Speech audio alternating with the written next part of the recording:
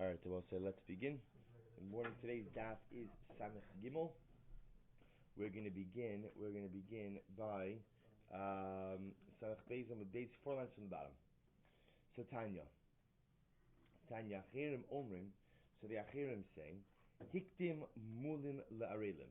So I'll say, and we're still with our Mulim and Arelim situations over here. So now what happens? I go ahead and I shecht the carbon, and with the intention, I put the mulim. I do it for circumcised and uncircumcised people. So I have in mind first the mulim and then the arelim. Kosher, the carbon is good. Arelim lemulim. However, if I first have intent for arelim and then mulim, so apostle, then the carbon is not good. So it says the Gemara, what's going on over here? Maishna mulin la arelim de kosher. So why is it that if my kavana first is for the mulin and then the arelim, the carbon is kosher? The kula arla ba'inon v'leka. As I will say, as we've established yesterday, the only time that the kavana for the arelim really poses a problem is in a situation where lemaisa I have full kavana for the arelim. That's when ultimately the arelim pose a problem. However, again, in this particular situation, because I first have kavana for the mulin and then the arelim, therefore it's not kula arelim, therefore the carbon's okay. So the Gemara says, but one second, if that's the case, arelim lemulin nami kula arla ba'inan v'leka. But I will say, if that's the case, that any time, as long as I'm not having full kavana for the arelim, and somebody else is mixed in there as well, that it doesn't compromise the carbon. So even if I have kavana for the arelim first and then the mulin, I'm still not having full kavana for somebody who's possible.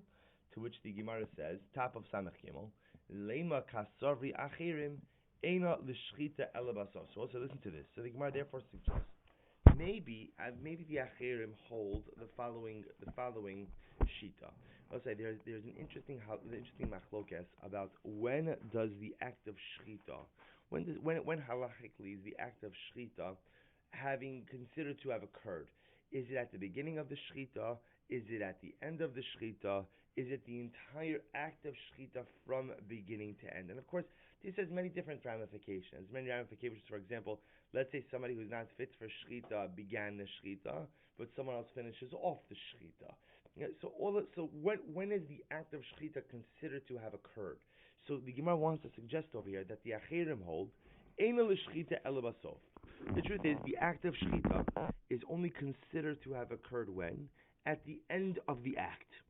So at the end of the act, okay, but we're not finished. Ukid Rava. And they also hold in accordance with the opinion of Rava.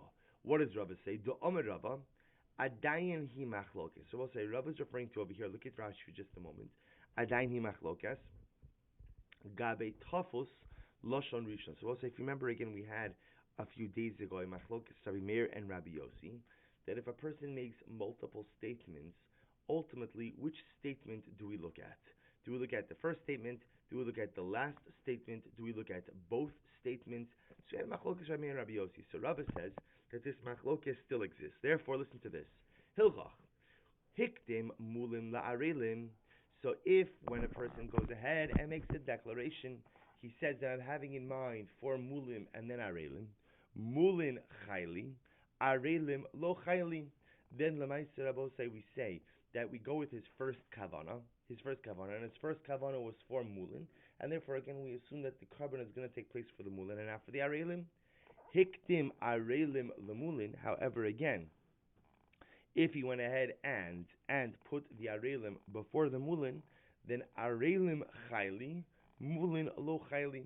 And therefore, again, if he went ahead and so according to this approach, the Gemara is essentially suggesting is that we pretty much look at the first thing he said, and then for the first thing he said, we'll go ahead and create the chalos shem. We'll create the identity of the carbon. So if he said mulin first, then good. If he said arelim first, then not good. Amar Rabba, so Rabba says no. Lo li olam kasarvi achirim yeshna l'shchita mitchila va'atzov. So I'll say in reality, the achirim hold that lemaisa the act of shchita is, you have to look at the act in its entirety.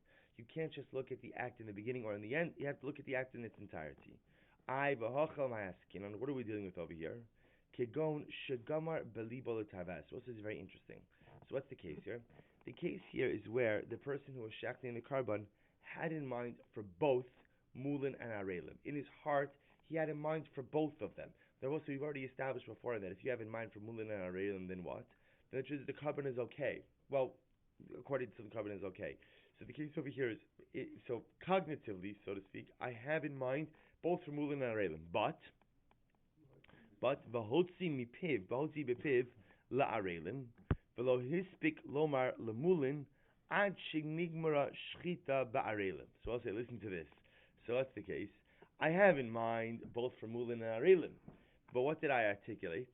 I articulated that I'm doing it for arelim, and I meant to also say I'm doing it for mulin, but the shchita was over before I had a chance to articulate that it's also for the mulin. So now again, my kavanah is for both. My speech was only for arelim, and now, but again, only because I ran out of time, the shechita was over. Ubaha pligi, and here's the machlokas. The Rabbi Meir, now we'll say Rabbi Meir is the achirim. Rabbi Meir is the achirim. That's why the Gemara is not switching up identities over here. So Rabbi Meir's savar lo ba'inon piv velibo shavim. So Rabbi Meir holds literally that we don't require his mouth and his heart to be equal. Now, what does that mean practically? Look at Rashi. Rashi's down in the wider lines, not the widest ones on the bottom, but towards the middle. Lo ba'inon piv velibo shavin, v'halach achar piv. Rabbi Meir, i.e. achirim, hold, we go after his mouth. V'ika kula arla, v'afapi shelo hayu belibo element tzasa. So Rabbi Meir says, listen, we can't worry about what you're thinking, or we have to go after what you say. And even though we believe you that you had intent for both arelim and mulin, at the end of the day, what did you say? At the end of the day, you spoke about arelim and not mulin. Therefore, Abosai, the achirim in the Brisa say that that's what it means. Hiktim arelim lemulin means ultimately you went ahead and all you articulated was arelim. So Rabbi Meir achirim say we go after what you say. We cannot take into account what you think. The Rabbanan say no. Va'inon piv belibo shavim, and the Rabbanan hold that no. We say quite literally that your mouth and your heart have to be equal, which is another way of saying about say that we do take into account what you're thinking, and if at the end of the day your kavanah was both from mulin and arelim, even if you only articulated arelim, that would not invalidate the carbon. To which the Gemara says, "V'kasar Rabbi Meir lo ba'inon piv v'libo shavin." So is that true that Rabbi Meir says that we go after what you say? We don't worry about what you're thinking. I or minus, you want to quote the kasha. This is another interesting case. Hamiskavein lomar truma va'amar meiser. So let's say a person had in mind to designate a certain batch of his produce for truma, and he made a mistake and he called it meiser. Meiser va'amar truma. Or he wanted to make something meiser, but he made a mistake and he designated it as truma. Or o she'eni nichnas lebayis zeh. Va'amar lezeh, or he said that he made a neder. I'm not going to walk into Ruvain's house, but instead he said Shimon's house. Or she'eni nehen elezeh, or he said I'm not going to get benefits from Ruvain. Va'amar lezeh, but he made a mistake, or he thought he wasn't going to get benefits from Ruvain, but instead he said I'm not going to get benefit from Ruvain. So I'll say in all of these cases, the common denominator in all of these cases is you had kavanah for one thing, but you said something different. So what's the halacha? Lo amar klum. Who piv v'libo shava. So both say the Brisa, and both say again. Why is this kasha Rabbi Meir? Because remember, a stam mishnah is Rabbi Meir. We normally assume that a mishnah without a particular author is Rabbi Meir. So we're assuming the author of this particular mishnah is Rabbi Meir, and therefore Rabbi Meir is on record as saying what? That lemaisa, when what you think conflicts with what you say, so we don't give primacy to what you say. We say that the whole thing is invalid. So you see over here that Rabbi Meir does say that we take into account what you think. So if that's the case, that Rabbi Meir does take into account what you think over here, why wouldn't Rabbi Meir take that into account in the case of mulin and arelim as well? To which the Gemara says, you're right. Ela Amar Abaye, Reisha de Amar Simin Rishon Lemulin, Simin Sheni Afli Arelim. So I'll say, listen to this. So Abaye wants to suggest the following. Remember, the Achirim gave two different cases. Case number one was Hiktim Mulim LaAchirim. You first have in mind for the Mulin, and then the Arelim, carbon's good. Case number two was Arelim Lemulin, carbon is not good. So now comes along Abaye and says, you're right, I have a different interpretation. Allah Amar Abaye, Reisha da Amr Simin Rishon Lemulin, V'Simin Shini Af Liarelim. So the first case in the Mishnah Bosai is what? On the Bryce, I should say, is what? Is where I said, remember I said, there are two simanim in Shechita. Right? There's the kana and the veshet. So there's the windpipe and the esophagus. So what happens? So the person says like this, when I shecht the first siman, so when I shecht the first, call it when I shecht the kana, so what happens? I have in mind for the mulin, and when I shecht the veshet, I'm going to have in mind for the arelim. For the arelim, right? Also, after the arelim, also for the arelim. So the Gemara says, that case, the carbon is good. Why? De b'simin sheni nami pasichi be mulin. Because Rabosai, so the first siman, obviously you have in mind the mulin. You always have in mind the mulin. And what? The second siman, you also have in mind the mulin. It's just what? You're also including the arelim, but the carbon is still good. Seifa, what was the second case? The amr siman rishon li arelim. You're saying where the first siman is for the arelim, siman sheni lemulin, and now you're including the mulin in the second siman. Now what's the problem over here? The siman rishon halo pasichi be mulin. The problem in this case also over here is what? That on the first siman, the mulin are not included at all. And because the mulin are not included at all, that's why the achirim will say that the carbon is not good. Rabbi Meir L'Tamei, and Rabbi Meir goes according to his reasoning, because he says, the Amar mefalgin bechatzi matir. So we'll say, this is an interesting discussion, that if you have an avoda that is comprised of two parts, and you have wrongful intent for only one part of that particular avoda, can you go ahead and disqualify the carbon in the middle of that? Can you disqualify the carbon like that? So that's what it's called mefalgin. Mefalgin is pigul. Right? Can you make pigul? Can you make pigul in the bechatzi matir, in the middle of something, a part of the sacrificial service that permits? Look at Rashi for just a moment. Yesh pigul. Rashi says, go back to the previous one. Rabbi Meir L'Tamei Da'amar. It's actually very interesting. B'menachos, says Rabbi Meir in Meseches Menachos, mefaglin bechatzi matir. You can make something pigul in the middle of the service that permits. Disnan. Pigel bekometz velo belavona. Belavona velo bekometz. Kilomar chishev baktaras ha'echad al menas le'echol min ha'shraim l'macha. So we'll say, this is about a Kara Mincha over here. So a Kara Mincha has two primary parts. Number one is the kmitza. Right? So the kmitza is where the Kohen goes in and takes his three fingers, right, and he scoops up the flour. He shaves off the additional part with his pinky and his thumb, and that goes on the mizbeach. There's also, it's not a pasha thing, by the way. You have to have good kohanic dexterity for that. The other part is the placing of the lavona, frankincense. They put lavona on the carbon. So we'll say both of those parts are necessary for the carbon mincha. So let's say the Kohen went ahead and had a machsheves pigul. He had in mind to eat the carbon mincha outside of the prescribed time during one part of that. So now he didn't have machshavas pigul for the whole avoda. He just had it for part of the avoda. Rabbi Meir says that still disqualifies the carbon. And if you look at the next Rashi, yesh pigul b'machshavas chatzi matir v'hai chatzi matir u'deshchita b'shnei simanim hu. So we'll say, so therefore Abaye wants to suggest that our Mishnah, in fact, again, and this fits in very nicely actually, because if you go with the idea that acherim is Rabbi Meir, so therefore Rabbi Meir is going according to his previously established reasoning. So Rabbi Meir will see like this. The case over here is where a person is shechting each siman with different kavanas. So if siman 1 is for mulin, and siman 2 is for mulin plus arelim, carbon is good. Why? Because you had kavana for the mulin throughout the entire carbon. The fact that you include the arelim afterwards is not going to be a problem. Case number 2 is where lemaisa you go ahead and you have kavana for the arelim on siman 1, and afla mulin you also include the mulin in siman 2. The problem over here is that when it comes to siman 1, mulin were not included at all. So essentially what you have is you have part of the avoda that was done with erroneous intent, and Rabbi Meir is of the opinion that in order to disqualify a carbon, you don't have to do the entire avoda with bad intent, but even just doing part of the avoda with bad intent is enough to go out to be mafaz of the carbon. Okay, says the Mishnah. Hashochet es ha-pesach ala chometz. That's another interesting case. So let's say a person goes ahead and shechts the carbon pesach while there is still chametz. Now we'll discuss whose chametz we're talking about over here. But the point is, when the carbon pesach is shechted, there is still chametz in existence.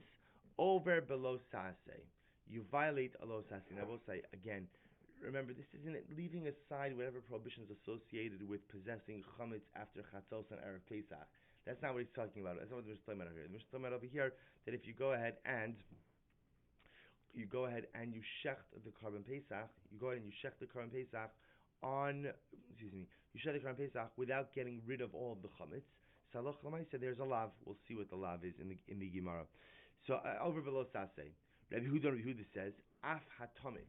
I will say, interesting enough, Rabbi Huda says that on erev pesach, by the time you shecht the tamid, chametz must be gone as well. Look at Rashi. Af hatamid shal bein arbaim is the afternoon tamid. The erev pesach sheshachtu ala chametz v'taima yalef b'gemara. So we'll see why this is. Fine. Rabbi Huda Omer hatamid. Rabbi Shimon says ha-pesach ba'arba'asar l'shmo chayiv.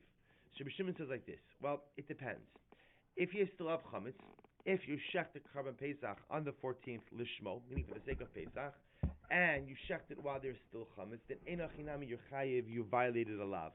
V'shalo lishmo, however, if you shecht the carbon pesach on erev pesach, and you didn't do it l'shein carbon pesach, and I will say, as much as you didn't do the right thing by pesach, but what?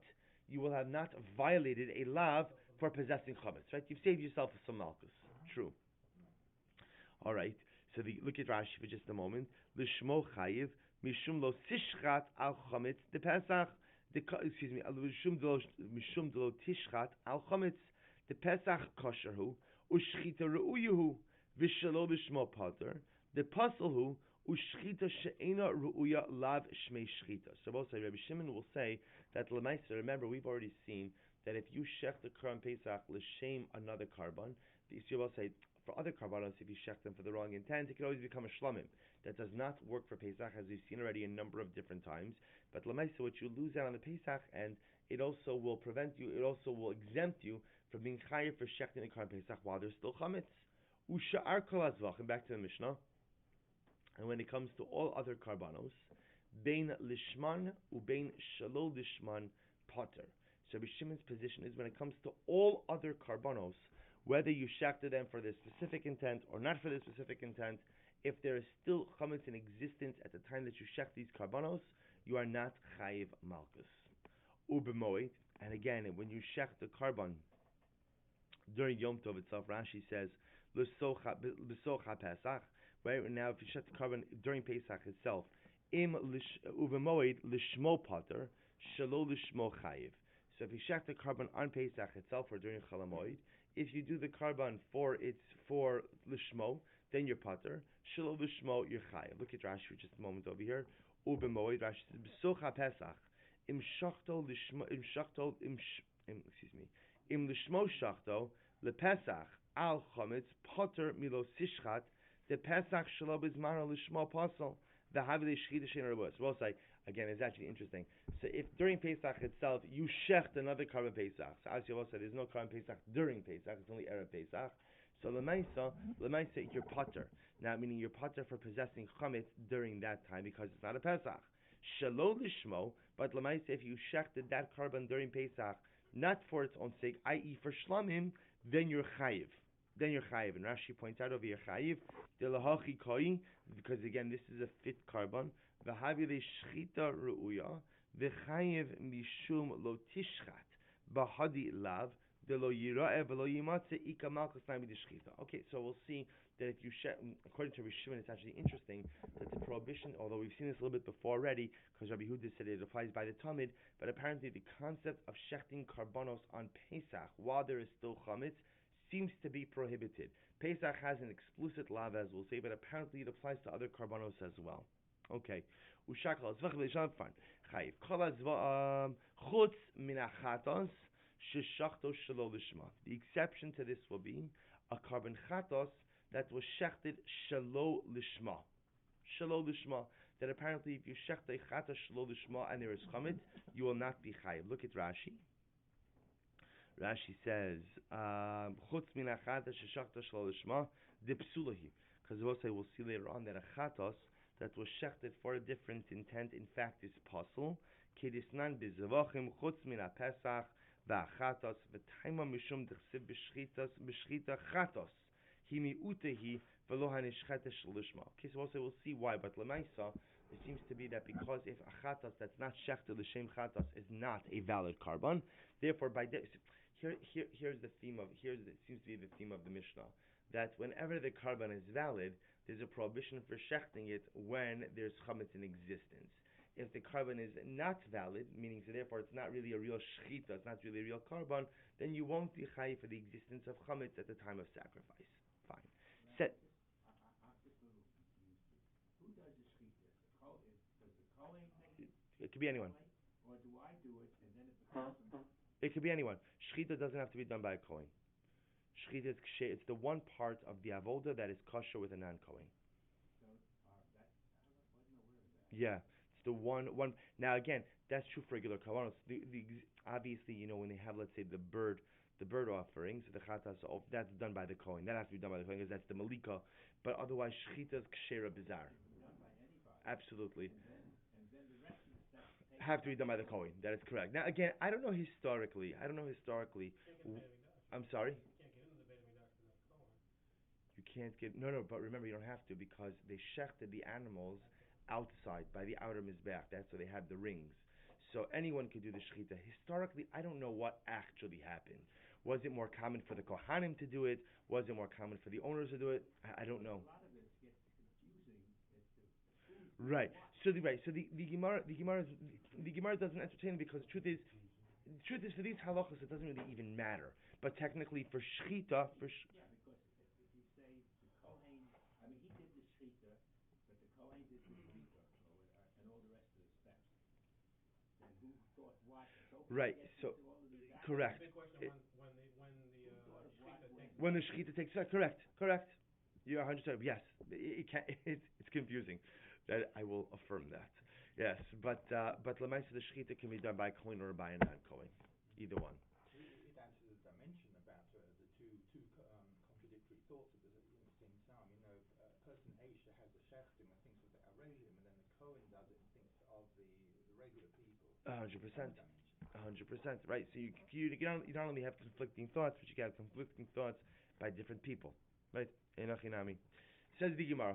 Now I will tell you that I would assume for Karban Pesach, the most common thing was that the owner shechted it, simply because of the sheer volume.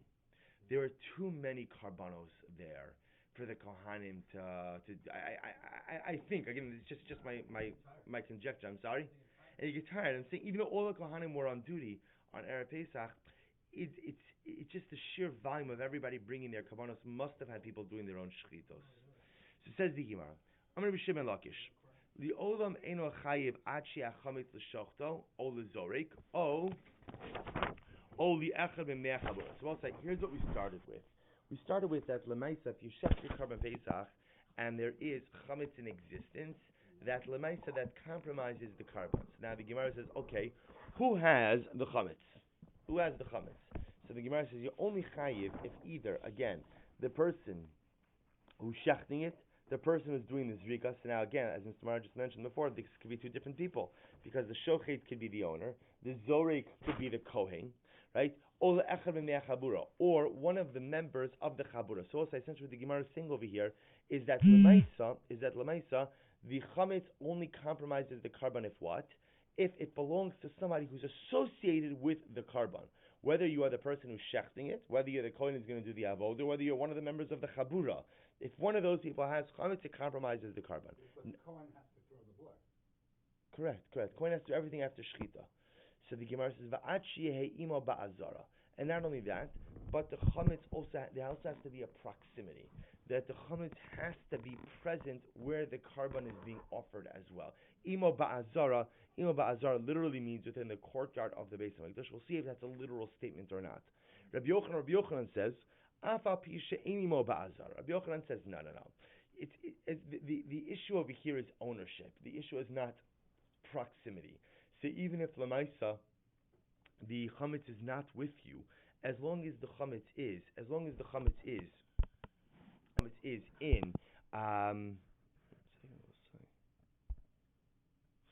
the chametz is within, As long as the chametz is owned by one of the members of the chabura or somebody associated with the carbon, that is enough to go ahead and disqualify the carbon. So the Gemara says, "B'maika miflagi."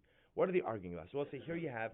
So again, just to clarify, you have Rabbi Rish Lakish saying that everybody agrees that it's only chametz that's owned by someone who's associated with the carbon that disqualifies the carbon. But whereas Rish Lakish says the chametz has to be right there with us, right there with the person, Rabbi Yochanan says no, it doesn't have to be. So the Gemara says, "My kamiflagi, ilema ba'al b'samuch kamiflagi." So we'll say maybe you're going to say like this. The Torah says, "Lo tishchat al chametz dam zivchi." You can't go ahead and shech the carbon pesach al chametz. So maybe the machlokes is, what does al mean? Does al mean ilema ba'al b'samuch kamiflagi? Does al mean just possession, right, existence, or does al mean samuch? Does al mean proximity as well? The Rabbi Shimon savar al b'samuch.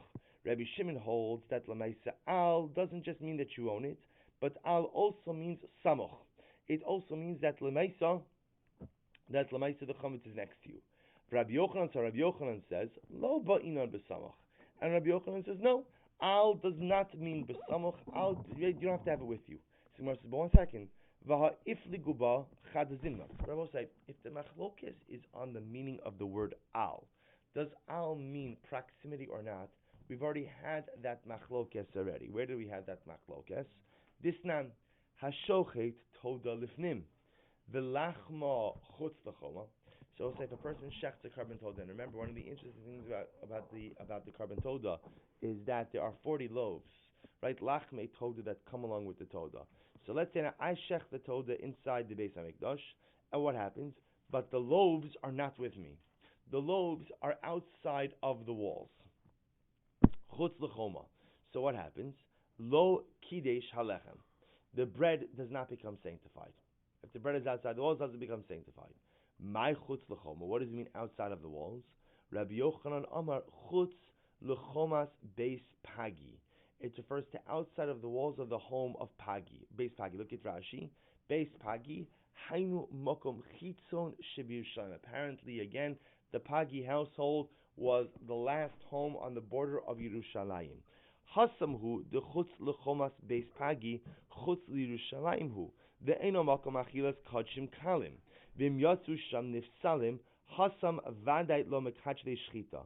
Aval ichutz l'chomas azora koi af agav de lav gabe zevach koi b'shas vicha hoil u'b'makom echshira haya omid shapir dami v'lo b'inon al b'sam. So also listen to this. So the Gemara wants to just like this. Rabbi Yochanan will say chutz l'chomas beis pagi. What does that mean? Chutz l'chomas beis pagi is essentially what? Outside of Yerushalayim. So if the loaves are outside of Yerushalayim at the time of the shechita of the toda, then the loaves will not be sanctified. Aval chutz l'chomas ha'azara kadish. But Rabbi say the loaves can be what? The loaves can be outside of the walls of the Beis Hamikdash. It's just what? They need to be within Yerushalayim itself. Now, why within Yerushalayim? Because remember, say, Kodshim Kalim, which are karbanos of lesser sanctity, can be consumed anywhere in Yerushalayim. So as long as those loaves are within Yerushalayim, they become sanctified as part of the Todah. V'lo ba'inan al b'samuch. And therefore, again, even though the Torah says al, al doesn't require that the loaves literally be right in close proximity to the carbon itself. That's Rabbi Yochanan. Rabbi Shimon ben Lakish says no. Afilu chutz l'chomas azara lo kadish. Reish Lakish says that if the loaves are outside even of the walls of the Beis Hamikdash, then what? They do not become sanctified or consecrated. Alma ba'inan al b'samuch. What do we see from the Rabbosai? We see from here that Reish Lakish holds that al literally means proximity. So we'll say, so therefore what the Gemara is suggesting over here is, don't tell me that the machlokes in Rabbi Yochanan Reish Lakish is on how to darshan the al in lo sishchat al chametz dam zivchi. Why? Because you've already had that machlokes stated once before. Why do you have to state it again? Ella b'hasra'as safek kamifligi. Rather, what are they arguing about? In the case of hasra'as safek. So we'll say, look at Rashi just a moment. B'hasra'as safek kamifligi the malchus lessa ella basra. Now remember, in general, you can't give someone malchus unless, of course, you first warn them. And what happens? Not only that, v'chi masrinan bei lo sishchat ala chametz, ichazinan chametz kabei, umasrin bei havi hasras vadai. The ilo hasra safeki va'afilu. Supposed to listen to this. So what's the issue? The issue is that in order to give malchus, we have to tell the guys about the shech the carbon what? Make sure you don't have any chametz. Because if you have any chametz, then what? You're going to get malchus for shech the carbon Pesach when there's chametz. And if any of the members of your chabura. What's the problem? This is not a real hasra. Why is it not a real hasra? Because I don't know if he has chametz or not. I don't know. It's again, obviously, if I see that he has his donut in his hand and he's about to shut the Quran Pesach, okay, I could give him hasra asvadai. But the assumption over here is I don't know if he has chametz or not. So when I give him a hasra, it's not a definitive hasra. It's a hasra safek. So the Gemara says. So maybe that's the machlokes that Rabbi Yochanan holds that hasra. Reish Lakish holds that hasra safek is shma hasra, and Rabbi Yochanan holds that it's not. So the Gemara says, but 1 second. The Gemara says, Bahanami pligi chadazinna. But they already argued about this point once before. The itmar shvua she'ochal kikar zu hayom va'avar hayom v'lo achla. So we'll say if a person makes a shvua and he says a shvua that I'm going to eat this loaf today, and the day goes by and what? And he doesn't eat the loaf. Rabbi Yochanan Rish Lakish is machlokes. Rabbi Yochanan Rish Lakish Tari Tarvahu ein aloka. Rabbi Yochanan and Rish Lakish both hold that he doesn't get malchus, but for different reasons. Rabbi Yochanan Amar Einoloka Mishum Dahavi Lav Shein B'Maisa. So also Rabbi Yochanan holds that you don't get malchus. Why? Because you can only get malchus for the commission of an act. This is a passive act. I didn't eat. Yes, I violated my shvua, but I violated my shvua through passivity, not through activity. And Rabbi Yochanan holds you can't get malchus through a passive act. Any passive act you don't get malchus for. Aval hasras safek shma asra, but the hasra is good. I will say, why is this hasra safek? Because what happens? So Ruvain makes the shvua. I tell Ruvain, you better fulfill your shvua. You're going to get malchus. Now, why is that hasra safek? Because Ruvain still has time, right? Ruvain could decide to eat that loaf at the very last moment of the day.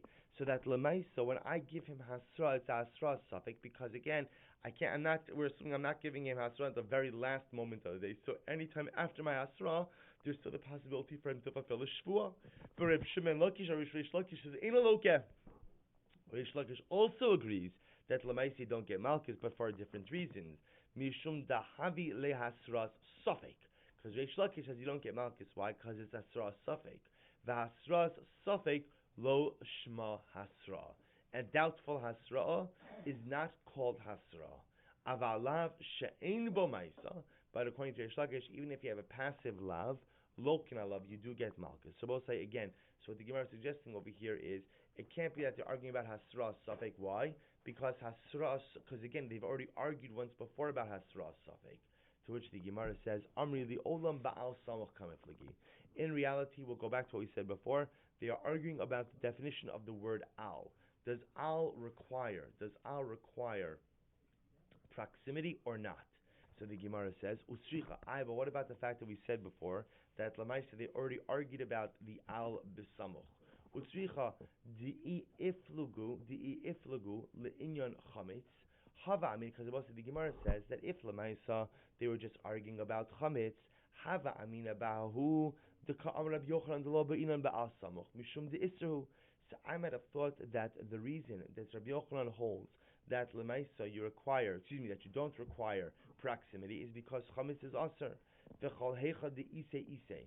And wherever Isser is, it is. You don't require, meaning the fact that it exists is enough, and don't require proximity. Aval le'inyan mikdash lechem lo kaddish ala bifnim. But in terms of sanctifying the loaves of the Todah, they can only be sanctified if what? If there's real proximity. Ema mo delay Reb Shimon ben Lakish. I might say that Lemaisa, he would agree with Reb Shimon ben Lakish. Deva'inan al besamuch, that you require proximity.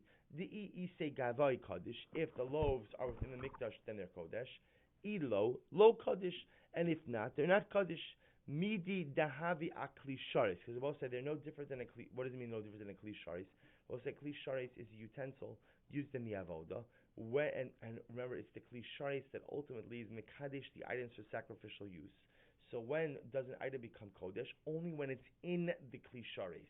So just like the object only becomes kodesh when it's in the kli sharis, so to what? I might have said that even Rabbi Yochanan would agree that Lemaisa, the Lachmei Toda only become Kodesh when they're when they're within the walls of the Beis Hamikdash as well. Bahach Ka'amar, so Tzricha, and therefore I need both cases. V'yashmu'in on the Inyan Mikdash Lechem, and if the Gemara would have just taught me about the case of Mikdash Lechem, the Lachmei Toda, Hava Amina, I might have thought, Bahach Ka'amar Reb Shimon ben Lakish Teba'inan Al B'Samuch. That's when Reb Shimon, that's when Reish Lakish holds that Al means proximity, and in order for the loaves to be kodesh, they must be within the walls of the Beis Hamikdash. De'isei gavoy kodesh, ilo lo kodesh. If the loaves are on the inside, then they're kodesh, and if not, they're not. Aval inyan chametz. When it comes to chametz, modi le Rabbi Yochanan the loba inan al b'samach. I might have thought when it comes to chametz that in order for the carbon to be compromised, the chametz need not be in the proximity of the Beis Hamikdash, but chametz anywhere would compromise the carbon. De'isurahu, because it's aser, v'chol heicha de'isei, and wherever the chametz is, it is. Therefore, tzricha. Therefore, Rabbi say the Maisa again. Both cases, therefore, the cases essentially are dissimilar. So, the way the Gemara seems to be ending off over here is that the machlokes of Yochanan and Reish Lakish is in the case ultimately of how you darshan the word al. Because lo sishchat al chametz damzich, you can't check the Karban Pesach with the word with chametz in existence. So what does the word al mean? So Rabbi Yochanan will say that al means proximity. Al meaning literally the chametz is right there. It's in the Beis Hamikdash with you.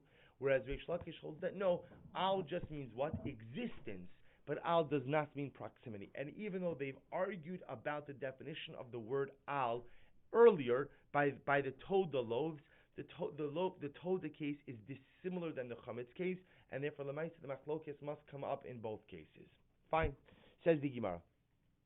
Bo minei Rab Oshia me Rabbi Ami. So Rab Oshia asked the following question for Rabbi Ami. Eino l'shochet v'yesh lo le'echad me'achabura mahu. So I'll say, what happens if it's not the person who's shechting the carbon who has the chametz, but what? It's one of the members of the chabura, one of the members of the group. So then, what's the impact of that? Amar le miksiv lo sishchat al chamsecha. Does the pasuk say you should not shech the carbon on your chametz? No. Lo sishchat al chametz ksiv. What does the pasuk say? You shouldn't shech when there's chametz in existence, which indicates that what? That even if the chametz is not yours, but it belongs to one of the members of your chabura, then lemaisa again, you're still in violation. So the Gemara says, Amarle ihachi afilu le'echad b'sof ha'olam.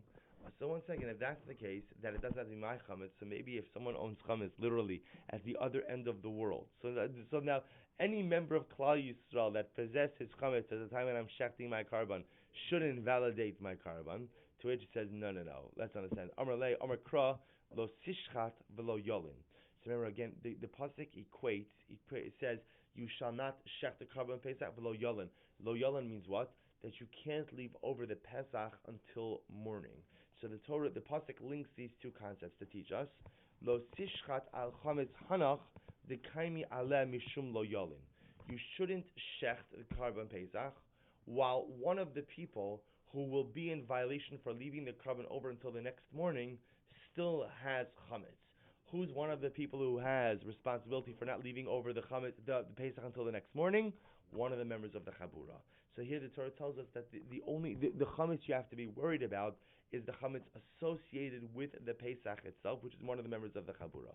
Amar Rav Papa, therefore Rav Papa says, therefore, Hilchach, Kohen hamaktir esachelev, over below sa'aseh, hoil v'yeshno bichlal halonas emurim. Therefore, we'll say, interestingly enough, the Kohen who burns the fats of the Karban Pesach on the Mizbeach, if he possesses chametz, he could also go ahead and create the problem. He will also be in violation. Now remember, we'll say again, I want to be clear. This is one of these cases, possession of chametz over here does not invalidate the carbon. It just creates a law, it creates a prohibition. So the Gemara now is suggesting is the Kohen who's going to burn the fat, if he possesses chametz at the time when he's doing that, he also creates a prohibition. Why? Because he's bichlal bal yolin. Because he's also included in the prohibition of leaving over until the next morning. Now again, the Kohen is not part of my chabura, he's not eating my Karban Pesach with me, but what? But remember, he's also not allowed to leave over the fast until the next morning. So now, what we just established, the Gemara said, is that it's ever subject to the prohibition of Bal Yolin, of leaving over until the morning, is also can't own chametz at the time of the karban. So therefore, again, if this kohen is subject to Bal Yolin, if he goes out and possesses chametz, will also be in violation of a lav. Tanya Kava said Rav Papa. We have a brayse that supports Rav Papa. Hashochet esa Pesach al chametz over below saseh. If a person shechs the karban Pesach with chametz, you're over on a lav. Masai, when is that true? Bizman shu l'shochet or l'zorek or l'echad b'bnei chabura. When is that true? It's only if the person who's shechting the karban, the person who's sprinkling the blood, i.e. the kohen, or one of the members of the chabura, i.e. someone associated with the karban, if they go ahead and have chametz at the time of the shechita or at the time of the karban, so there's a lot of however, again, if someone at the other end of the world has chametz at the time when I'm doing my karban, I don't worry about that. Ve'echad hashochet, ve'echad hazorek, ve'echad hamaktir chayiv. And the person who goes out and shechs the karban, or sprinkles the blood, or burns the fats on the mizbeach, if any of these people have chametz at the time of the shechita of the Pesach, then l'maisa again they're going to be chayiv. Aval hamolek es ha'of ba'arba'asar eina over below klum. But Rabbi say if one does malika on a chatas ha'of, right? Malika we spoke about before is the process of where they get off the head of the bird with the thumbnail. So if you do malika and there is chametz, so the again there's no liability for that. Right? So we'll stop over. We'll pick up with this case in Mir Hashem tomorrow.